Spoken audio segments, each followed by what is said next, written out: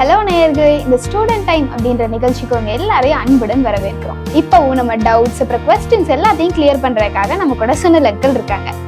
Hello uncle. Hello Sherin. இப்போவும் நிறைய பேர் இப்போ புது அகாடமிக் இயர் ஸ்டார்ட் ஆகுது, அடுத்தடுத்த புது கிளாஸ்க்கு போவாங்க. சில பேர் ஸ்கூல் முடிச்சு ஒரு புது கேம்பஸ் காலேஜ்க்கு போவாங்க. அந்த மாதிரி இடத்துல அவங்க ஃபேஸ் பண்ற ப்ராப்ளம்ஸ்லாம் எப்படி இருக்கும், எப்படி எல்லாம் சேலஞ்சஸ் இருக்கும் அப்படின்றத பத்தி கொஞ்சம் எக்ஸ்பிளைன் பண்ணுங்க. ஓகே, இதை பார்த்துட்டு இருக்க ஸ்டூடெண்ட்ஸுக்கு என்னுடைய வாழ்த்துக்கள். ஒரு புதிய ஒரு அட்மாஸ்பியரில் போகிற மாணவர்கள், அது ஒரு ஸ்கூல் ஸ்டூடெண்ட்ஸாக இருக்கலாம், காலேஜ் ஸ்டூடெண்ட்ஸாக இருக்கலாம். ஸோ ஒரு நியூ என்வாயர்மெண்ட், ஒரு புதிய ஒரு சூழ்நிலையில் போகிறவங்களுடைய வாழ்க்கையில் வரக்கூடிய சேலஞ்சஸ் கேட்குறீங்க. So different kind of challenges they may face. அப்படின்னா இப்போ ஸ்கூல்லேருந்து இப்போ ஹையர் ஸ்டடீஸ், இப்போ ஹையர் ஸ்கூல் படிக்கிறதுக்காக ஹாஸ்டலில் போகிற பிள்ளைங்க, இல்லை இன்னொரு கேம்பஸ்க்காக போவாங்க. 10th வரை ஒரு ஸ்கூலில் படிச்சிருப்பாங்க, 11th 12th வேறு ஸ்கூலுக்கு போயிருப்பாங்க. அங்கே போகும்போது 2-3 சேலஞ்சஸ். ஒன்று அவங்க ஒரு புதிய கிளாஸ் போகும்போது புதிய ஃப்ரெண்ட்ஸ் இருப்பாங்க. இவங்க கூட படித்த, ஏன்னா 11th 12th இந்த குரூப்ஸ் டிவிஷன்ஸ் இருக்கும், சப்ஜெக்ட் செலெக்ஷன்ஸ். ஸோ இவங்க கூட இருந்த எல்லா ஃப்ரெண்ட்ஸும் அதே குரூப்புக்கு வந்திருக்க மாட்டாங்க. ஸோ அதுலேருந்து அந்த குரூப் டிவிஷன்ஸ்னால வேறு கிளாஸஸ்க்கு போகிறாங்க. அது ஒரு புதிய நண்பர்கள், புதிய ஸ்டூடெண்ட்ஸ், அவங்க புதிய ஸ்டூடெண்ட்ஸ் கூட இருப்பாங்க.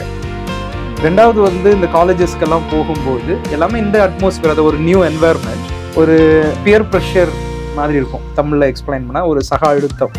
நமக்கு பிடிக்காத காரியங்கள், பட் அந்த சூழ்நிலைக்கு தகுந்த மாதிரி என்னை மாற்றிக்கொள்வதற்காக நான் என்னையே மாற்றுற மாதிரி சில பழக்கங்களை நான் அடாப்ட் பண்ணுற மாதிரி இருக்கும்.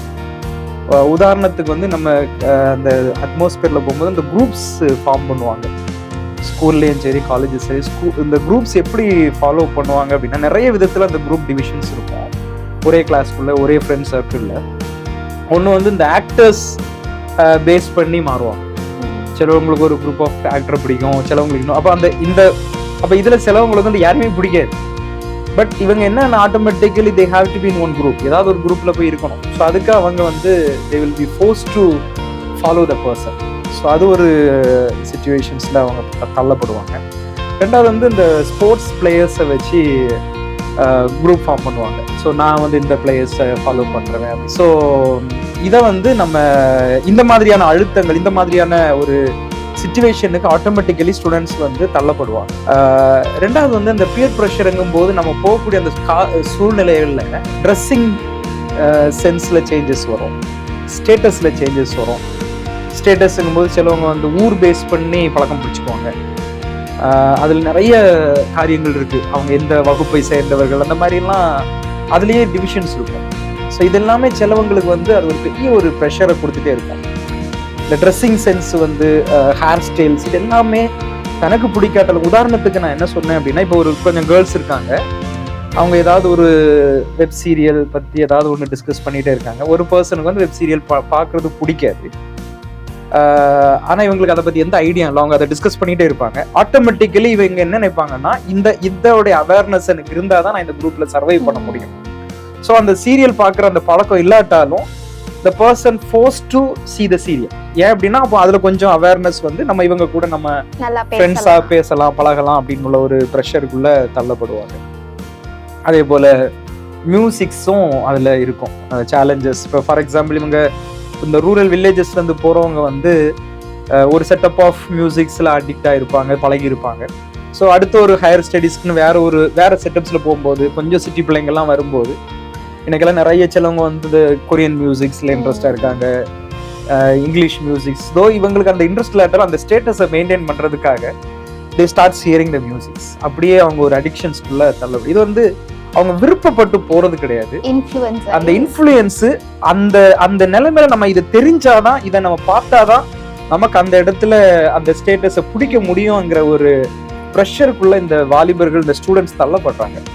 ஸோ இப்படி நம்ம நிறைய காரியங்கள் சொல்லலாம். இப்படி தான் it leads to kind of addictions. மெயினாக இப்போ டீனேஜ், கல்லூரிக்கு போகிற பிள்ளைங்க ஃபேஸ் பண்ணுறது வெப் சீரிஸ், மியூசிக்ஸ், இன்ஸ்டாகிராம்ஸ், அப்புறம் இந்த மியூசிக்ஸு, கொரியன் மியூசிக்ஸ், இதெல்லாமே கைண்ட் ஆஃப் நீங்கள் அவங்கள்ட்ட தனியாக கேட்டு பார்த்தீங்கன்னா தெரியும், கைண்ட் ஆஃப் ஒரு பியர் ப்ரெஷரில் தான் அவங்க ஆரம்பிக்கிறாங்க.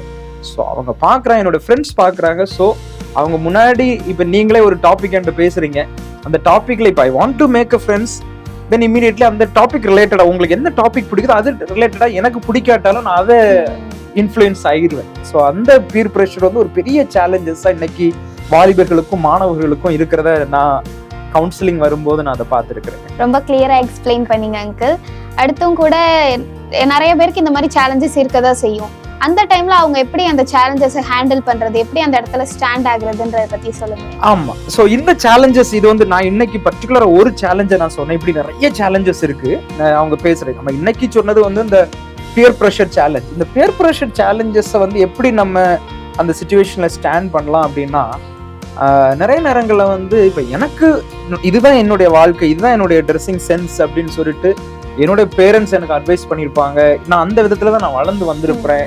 இப்போ நான் ஒரு சர்ச் கோயிங் பர்சன் ஆயிருந்தா எனக்கு சர்ச்சில் சொல்லி கொடுத்துருப்பாங்க பிபிலிக்கலாக நம்ம எப்படி இருக்கணும், this is the way of dressing, this the way of hair style keeping, இதெல்லாம் எனக்கு சொல்லி கொடுத்துருப்பாங்க. ஸோ இதை வந்து நான் என்னுடைய சக அழுத்தத்திற்காக, என்னுடைய மாணவர் வட்டார, என்னுடைய ஃப்ரெண்ட்ஸை நான் பிடிக்கிறதுக்காக, என்னுடைய ஃப்ரெண்ட்ஸ் இன்ஃப்ளூயன்ஸ்னால நான் இந்த பர்சனாலிட்டியை நான் மாற்றணும்னு அவசியம் இல்லை. நான் எப்பவுமே யோசிக்கிறது, நான் நல்லா இருந்தேன்னா நல்லவர்கள் என் கூட வந்து கனெக்ட் ஆகும். ஸோ அதனால நான் அவங்கள போல மாறணும்னு இல்லை, நான் வந்து என்ன போல மற்றவங்கள மாத்துறதுக்கு நான் முயற்சி பண்ணுவேன். So if I am having good habit, என்கிட்ட நல்ல பழக்க வழக்கங்கள் இருந்துச்சுன்னா, இப்போ நான் போடுற ட்ரெஸ்ஸிங் சென்ஸ் வந்து ஒரு காலத்துல அவங்களே யோசிப்பாங்க, இது வந்து இட்ஸ் லுக்கிங் நைஸ் அப்படின்னு சொல்லிட்டு அவங்க என்ன இன்ஃப்ளூயன்ஸ், நான் அவங்கள இன்ஃப்ளூயன்ஸ் பண்ண முடியும். அதனால நம்ம மாறணும்னு இல்லாம நம்ம மற்றவங்கள மாத்துறதுக்கு முயற்சி, நன்மையான காரியங்களுக்கு மற்றவங்கள மாற்றணும். எப்பவுமே நம்ம ஆண்டவரை பத்தி தெரிஞ்ச பிள்ளைங்க, பைபிள் ஃபாலோவர்ஸ், எப்பவுமே நீங்க வந்து சமுதாயத்துல இருக்கிற சக அழுத்தத்துல விழுந்து விடாதபடி நீங்க வந்து what God taught to us, நமக்கு கடவுள் கற்றுக் கொடுத்துருக்கிற காரியங்கள், நம்ம எதுல பழக்கமா இருக்கிறோமோ அதுல வந்து we have to be stable. அதுக்குன்னு சொல்லிட்டு எனக்கு அந்த ஃப்ரெண்ட்ஸுக்காக நான் இதை செய்யறேன், நிறைய பிள்ளைங்க நினைச்சுவாங்க என்னுடைய ஃப்ரெண்ட்ஸுக்காக தான் நான் இதை செஞ்சேன் அப்படின்னு சொல்றது வந்து பிற்காலத்துல அது வந்து it leads us to addictions. அதனால நாமவே இருக்கிறதுக்கு பெரியவங்களுடைய அட்வைசஸ்ல, ஆலோசனைகள், அது சமுதாயத்துக்கு நான் ஒரு உதாரணமா இருக்கணும்ங்கிற அந்த சென்ஸ் நமக்குள்ள இருந்தனாலே இந்த பியர் ப்ரெஷர் வந்து நமக்கு தப்புங்கிறது வந்து நமக்கு தெரியும். அதுல கொஞ்சம் ஃபைட் பண்ற மாதிரி இருக்கும். நான் பைபிளையே போட்டிருக்கு, நல்ல போராட்டம் போராடு, நல்ல காரியங்களுக்கு நம்ம போராடி தான் ஆகணும். ஸோ அதுக்கு வந்து God will help us by prayer. பேரண்ட்ஸ்ட பெரியவங்கள்ட்ட நம்ம கொஞ்சம் அட்வைஸ் வாங்கிட்டு we have to fight for it and we have to stand in our stabilities. நமக்கு இருக்கிற அந்த குவாலிட்டிஸ்ல நம்ம நிக்கிறதுக்கு முயற்சி பண்ணிட்டே இருக்கணும். ஸோ அப்படி நம்ம இந்த பியர் ப்ரெஷரை வந்து நம்ம ஸ்டாண்ட் பண்றதுக்கு நமக்கு காட் வில் ஸ்ட்ரெங்தன் அஸ். ரொம்ப கரெக்டா சொன்னீங்க அங்கிள். அடுத்து வந்து இப்போ ஹாஸ்டல் போவாங்க அங்கிள். இப்போ 8th வர பேரண்ட்ஸ் கூட இருந்துட்டு ஹையர் ஸ்டடீஸ்க்காக ஹாஸ்டல்ல இருந்து ஸ்டே பண்ணி படிக்கிறதா இருக்கட்டும், இல்லை காலேஜஸ் அப்படின்றப்ப அவங்க சூழ்நிலை கண்டிப்பாக ஹாஸ்டல்ல இருக்கணும் அப்படின்றதா இருக்கட்டும், அந்த டைம்ல ஹாஸ்டல்ல எந்த மாதிரி ப்ராப்ளம்ஸ்லாம் அவங்க ஃபேஸ் பண்ண வாய்ப்பு இருக்கு? இப்போ ஹாஸ்டல்னு வரும்போது இப்போ பிள்ளைங்க வந்து இப்போ சிலவங்க வந்து இப்போ அவங்க ஊர்ல ஹை ஸ்கூல் மட்டும் இருக்கும், தென் 11th 12th சில வில்லேஜஸ்ல ப்ராப்பர் அந்த கனெக்டிவிட்டி இல்லாததுனால, அப்புறம் இன்னும் பேரண்ட்ஸ் வந்து இவன் கொஞ்சம் கூட பெட்டரா படிக்கட்டுமே, லைஃப்ல இன்னும் அடுத்த நிலைமைக்கு வரட்டுமே, ஹாஸ்டல் நல்ல எஜுகேஷன் எக்ஸ்பெக்டேஷனோட அனுப்புவாங்க. 11th 12thலயும் போறதுக்கான வாய்ப்பு இருக்கு, காலேஜ்லயும் போவாங்க. போகும்போது அங்க இப்போ உள்ள சிச்சுவேஷன்ஸ்ல வந்து ஃபியூ சேலஞ்சஸ் கம்ஸ் இமீடியட்லி. அவங்க உள்ள போன உடனே என்னன்னா, வந்து எமோஷனல் இந்த ஹோம் சிக் வரும். இந்த ஹோம் சிக் எப்படி வரும் அப்படின்னா, இவ்வளவு நாள் அவங்க வீட்டுல இருப்பாங்க, அம்மா அப்பாவை பார்த்துட்டே இருப்பாங்க, ஃப்ரெண்ட்ஸ் சிப்ளிங்ஸ் கூட சண்டை போட்டே இருப்பாங்க. அங்க கூட இருக்கும்போது அதோடைய அந்த இது தெரியாது, அந்த கனெக்ஷன் தெரியாது. ஸோ அங்க போகும்போது காலேஜ் முடிச்சுட்டு இல்லை ஸ்கூல் முடிச்சுட்டு ஈவினிங் வீட்டில் வந்து அந்த ஹாஸ்டலுக்கு வந்த உடனே இவங்க மட்டும் இருக்கிற மாதிரி இருக்கும். எல்லாமே ஒரு அன்னோன் ஸ்டூடெண்ட்ஸா இருப்பாங்க, வேற கிரைட்டீரியால இருக்கிறவங்க இருப்பாங்க. அந்த டைம்ல வந்து வீட்டு ஞாபகம் அதிகமா வரும். So better you can stay to home அப்படின்னு சொல்லிட்டு வீட்டுக்கு போகணும் அப்படிங்கிற ஒரு ஹோம் சிக்னஸ் வரும்.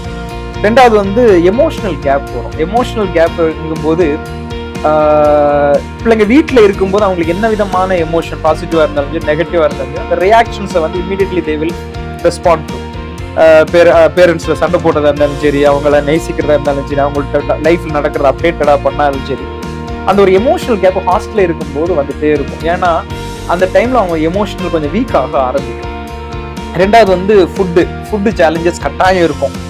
தான் நினைக்கிற ஃபுட் அங்க கிடைக்காது. இப்ப வீட்டுல அப்படின்னா எனக்கு இந்த ஃபுட்டு பிடிக்கல அப்படின்னா நிச்சயமா அவங்களுக்கு ஆல்டர்னேட்டிவ் ஏதாவது ஒண்ணு கிடைக்கும். ஏதாவது ஒரு ஆம்லேட் போட்டுதாங்க, இல்ல ஏதாவது சம்திங். உடனே அம்மா வந்து அந்த பாசத்துல ஏதாவது ஒண்ணு பிள்ளைக்கு பிடிக்கிற மாதிரி ஏதாவது செஞ்சு கொடுப்பாங்க. அங்க பிடிக்கலன்னா பட்டினி தான். பிடிக்கலன்னா அங்க நமக்கு இன்னும் எனக்கு இந்த ஃபுட்டு பிடிக்கல, இன்னொரு ஃபுட்டு பண்ணிட்டாங்கன்னா சான்ஸே இல்லை. ஸோ அதனால நம்ம அந்த ஃபுட்டு சேலஞ்சஸ் நமக்கு நினைச்ச மாதிரி அந்த டேஸ்ட்ல வராது. இவ்வளவு நாளும் நம்ம வீட்டுல சாப்பிட்டுட்டு இருந்த அந்த டேஸ்ட் வராது. ரெண்டாவது வந்து கண்ட்ரோலிங் த டிசிப்ளின் அப்படின்னு ஒரு கான்செப்ட். வீட்டுல சொல்லுவாங்க படின்னு சொல்லுவாங்க, பட் நம்ம வந்து அங்க ஃபிளெக்சிபிளா இருக்கலாம். நமக்கு படிக்கிற நேரத்துல படிக்கலாம், கொஞ்சம் வீட்டுல ரெசிஸ்ட் பண்ணலாம். அங்க அப்படி கிடையாது. குறிப்பிட்ட டைமுக்கு எழுப்பணும். அந்த டைம் ஃபாலோ வந்து ஹாஸ்டல்ல வந்து ஸ்ட்ரிக்டா வச்சிருப்பாங்க. இந்த டைமுக்கு தான் எழுப்பணும், இந்த டைம்ல தான் நம்ம தண்ணி பிடிக்கணும், குளிக்கணும். அதே மாதிரி நம்ம வேலைகளை நம்ம தான் செய்யணும். வாஷிங் அவர் கிளாத்ஸ், கீப்பிங் ரூம் நீட், இதெல்லாமே நம்ம அங்க இதெல்லாம் நமக்கு வந்து சேலஞ்சிங்கா இருக்கும். நம்ம இவ்வளவு நாள் வீட்டுல பண்ணியிருக்க மாட்டோம். என்னடா இது வந்து நமக்கு ஒரு பெரிய ட்ரபிளை கொடுக்குதே அப்படின்னு சொல்லிட்டு நம்ம யோசிக்க ஆரம்பிப்போம். ஸோ இந்த நேரத்துல வந்து நம்ம பேசாம வீட்டுக்கு போயிடுவோமா, டிஸ்கண்டினியூ பண்ணிடுவோமா அப்படின்லாம் தோணும். But we have to sustain, we have to continue. So இந்த மாதிரியான challenge like homesick, emotional gap, food, அப்புறமா இந்த டிசிப்ளின், கண்ட்ரோலிங் இதெல்லாமே நமக்கு ஒரு சேலஞ்சஸ் தான் இருக்கும் ஹாஸ்டல்ல. இப்போ நம்மளுக்கு ஹாஸ்டல் போய் ஹோம் சிக் இந்த மாதிரி நீங்க சொன்ன ப்ராப்ளம்ஸ்லாம் வந்துச்சுன்னா அங்க எப்படி எங்கள் ஹாஸ்டல்ல வச்சு நாம எப்படி சர்வை பண்றது? நம்ம ஒண்ணு புரிஞ்சுக்கணும். பிள்ளைங்க, வாலிப பிள்ளைங்களா இருந்தாலும் சரி, டீனேஜ் பிள்ளைங்களா இருந்தாலும் சரி, இது எல்லாமே ஒரு சின்ன ஒரு டைமிங் தான். இப்போ ஹாஸ்டல்ல போறீங்கன்னா இப்போ 11th 12th அப்படின்னா ஒரு 2 years you are going to be there. நம்ம நினைப்போம் இதுதான் வாழ்க்கை. இப்போ சின்ன ஸ்டேஜ்ல நம்ம என்ன நினைப்போம், ஏதாவது ஒரு ப்ராப்ளம் வந்தோன்னு நம்ம என்ன நினைப்போம் அப்படின்னா இதுதான் என்னுடைய வாழ்க்கை அப்படின்னு நினைப்போம். எல்லாமே முடிஞ்சு போன மாதிரி நமக்கு தோணும். என்னடா வாழ்க்கை இவ்வளவுதான் அப்படின்னு. அது இல்லை. இது வந்து நான் என்ன யோசிப்பேன், ஒரு டைம் ஆஃப் மோல்டிங், நம்மளை உருவாக்குகிற, நம்மளை மெச்சூரிட்டிக்குள்ள நடத்துகிறதான ஒரு காலகட்டம். அதை நம்ம புரிஞ்சுக்கணும். ரெண்டாவது, எப்பவுமே நம்ம மைண்ட்ல இது வந்து ஒரு ஷார்ட் டைம். காலேஜுக்கு போறோம்னா இது ஒரு 3 வருஷம் நான் இங்க இருக்க போறேன், இந்த 3 வருஷமும் ஐ ஹாவ் டு சர்வைவ் அப்படின்னு சொல்லிட்டு அந்த காரியங்களை நம்ம அடாப்ட் பண்ணாதாங்க. ஃபுட்டு பிடிக்கலனாலும் இதுதான் நம்ம வெளியில வந்திருக்கிறோம், அந்த அட்ஜஸ்ட்மெண்ட்டுக்குள்ள நம்ம பழகணும். எல்லாத்துலயுமே பைபிள்ல போட்டிருக்கு மனரம்யமாக இருங்கள் அப்படின்னு போட்டிருக்கு. ஸோ நமக்கு என்ன கிடைச்சிருக்கோ, இப்ப சாப்பாடு இல்லாமலே எத்தனையோ பிள்ளைங்க இருக்காங்க, அட்லீஸ்ட் நமக்கு பசிக்கு ஏதாவது வயிற்றுல போடுறதுக்கு ஒன்று கிடைக்குது. இந்த மாதிரி பாசிட்டிவ் சென்ஸை நம்ம கிரியேட் பண்ணணும். எல்லாத்துக்கும் மேல நம்ம திங்க் பண்ணணும், ஒரு ஷார்ட் டைம் தான் நான் இங்க இருக்க போறேன், கொஞ்ச நாள் தான் நான் இங்க இருக்க போறேன் அப்படின்ட்டு நம்ம ஒரு யோசிச்சுட்டு ப்ரேயர்ஃபுல்லா. அதே மாதிரி ஃப்ரெண்ட்ஸ் நம்ம யோசிக்கும் போதும் நமக்கு நம்முடைய மைண்டுக்கு ஏற்றபடியான நண்பர்களை நம்ம வைக்கிறது, அளவுக்கு அதிகமான நண்பர்கள் வைக்கும் போதும் அது நமக்கு ஒரு ட்ரபிள் கொடுத்துட்டு தான் இருக்கும். ஸோ ஏன்னா படிப்புல கான்சென்ட், நம்ம ஹாஸ்டல்ல இருக்கிறது வந்து நம்மளுடைய மெயின் ப்ரையாரிட்டி என்னன்னா படிக்கிறது. ஸோ அதை விட்டுட்டு நம்ம மற்ற எல்லாத்தையும் செஞ்சுட்டு இருந்தோம்னா அப்புறம் நம்ம அங்கே இருக்கிறோட பர்பஸ் வந்து ஃபுல்ஃபில் ஆகும். ஸோ எப்பவுமே நம்ம நினைக்கணும் இது ஒரு ஷார்ட் டைம், கொஞ்ச நாள் தான் நான் இங்கே இருக்க போறேன். ஸோ இருக்கிற நாட்கள் இந்த காரியங்களை நான் அட்ஜஸ்ட் பண்ணி தான் ஆகணும் அப்படிங்கிற ஒரு மனப்பக்குவத்துக்குள்ள நம்ம வரணும். வரும்பொழுது we can survive. இப்போ வர நீங்க சொன்ன எல்லா விஷயங்களும் ரொம்ப கிளியர் அண்ட் கட்டா நல்லா எங்களுக்கு யூஸ்ஃபுல்லா இருந்தது எனக்கு. இதுக்கப்புறமும் நான் நியூ என்விரான்மெண்ட்குள்ள போற ஸ்டூடெண்ட்ஸ்க்காக ஒரு சின்ன டிப்ஸ் மட்டும் சொல்லி நீங்க முடிச்சிருக்கீங்க. ஓகே. ஸோ கல்லூரியில், ஸ்கூலுக்கு, ஹாஸ்டலுக்கு போகிற பிள்ளைங்களுக்கு ஒரு புதிய என்வாயர்மெண்ட், சேலஞ்சஸ் வரும். நான் சொன்ன சேலஞ்சஸ் விட வேற விதமான நியூ ஃபார்மேஷன், அந்த மாதிரி நிறைய சேலஞ்சஸ் வரும். எந்த சேலஞ்சஸ் வந்தாலும் அந்த சேலஞ்சஸை சகிக்கக்கூடிய கிருபைகள் வந்து தேவன் கொடுப்பார். நீங்கள் ஆண்டவரை சார்ந்து இருக்கணும். நீங்கள் அந்த இடத்துல வந்து எப்போவுமே நீங்கள் இயேசு கிறிஸ்துனுடைய ஒரு பிரதிநிதியாக நீங்கள் யோசிக்கணும். ஆண்டவர் உங்களை அந்த இடத்துல வச்சிருக்கிறாரு. பைபிளில் போட்டிருக்கிற மாதிரி நீங்கள் இந்த உலகத்திற்கு உப்பாக இருக்கிறீர்கள், வெளிச்சமாக இருக்கிறீர்கள். ஸோ நம்ம போகிற இடத்துல அந்த உலகத்தில் உள்ள கரப்ஷன் வந்து நம்மளை, அந்த உலகத்தில் இருக்கிற அழுக்கு வந்து நம்மளை தீட்டுப்படுத்தாதபடி ஒவ்வொரு நாளும் ப்ரேயர்ஃபுல்லாக ஆண்டவரை இந்த இடத்துல நீங்கள் வைத்திருக்கிற நாட்கள், இப்போ 11th 12th போறீங்கன்னா ஒரு 2 years you are there in that environment. கல்லூரிக்கு போறீங்கன்னா ஒரு 3 years you are there in that environment. அந்த சூழ்நிலையில இயேசு கிறிஸ்துவை நீங்கள் எந்தெந்த விதத்துல பிரதிபலிக்கலாம், அவருடைய தாழ்மை, பொறுமை, சகிப்புத்தன்மை, இந்த காரியங்களை நீங்க ப்ராக்டிஸ் பண்ணணும். இப்பவுமே நீங்க ப்ராக்டிஸ் பண்ணீங்கன்னா உங்க லைஃப்ல வந்து இது ஒரு பெரிய ஒரு மெச்சூரிட்டியை, ஒரு பெரிய ஒரு மாடல் லைஃப்பை வந்து இப்போலேருந்தே நீங்கள் ப்ராக்டிஸ் பண்ண ஆரம்பிக்கலாம். So I give suggestions like rely on God. பைபிளில் போட்டிருக்கு யோவான் 15வது அதிகாரத்தில், என்னில் நிலைத்திருங்கள், நான் உங்களில் நிலைத்திருப்பேன். அப்படி நிலைத்திருக்கும்போது நீங்கள் மிகுந்த கனிகளை கொடுப்பீர்கள். அதனால ஒவ்வொரு சூழ்நிலைகளையும் நீங்கள் தேவனை சார்ந்து, இயேசுவை சார்ந்து நீங்கள் இருக்கும் பொழுது எந்த என்வாயர்மெண்டா இருந்தாலும் சரி அந்த என்வாயர்மெண்ட்ல தேவன் உங்களை பார்த்துக் கொள்வார். God bless you. God will take care of your life. நீங்க சொன்ன எல்லா விஷயங்களும் எங்க ஆடியன்ஸ்க்கு ரொம்ப பிரயோஜனமா இருந்திருக்கும்னு நினைக்கிறேன் அங்கிள். இதே போல வேறொரு ப்ரோக்ராம்ல உங்களை சந்திக்கிறோம்.